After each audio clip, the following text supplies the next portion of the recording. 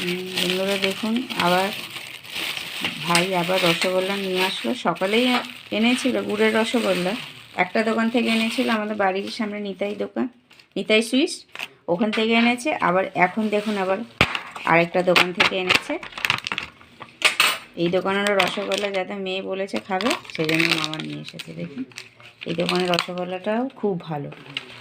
একটু ঠাকুরের জন্য রেখে দেব, তারপরে আমরা খাবো। আর এই যে নিতাই থেকে এখানে আবার কী এনেছে দেখি। ও এখানে আবার মাখা সন্দেশ এনেছে। দেখবেন এখনকার দিনে নতুন গুড়ের এই মাখা সন্দেশ, রসগোল্লা যাই খাবেন তাতেই যেন আলাদা একটা টেস্ট, তাই না? আর এই মাখা সন্দেশ তো বাবা রুটির সাথে খুব দারুণ লাগে, আমাদের তো খুবই ভালো লাগে মাখা সন্দেশ রুটির সাথে, গরম গরম রুটির সাথে। আমার বাবা খুব পছন্দ করতো জানেন। আর এই রসগোল্লাটা একদম মানে কি বলবো, মুখে দিলেই পুরো গলে যাবে, খুব সুন্দর। যাই ঠাকুরের জন্য একটু রেখে দিই, রেখে দিয়ে তারপরে আমরা খাবো। চলুন।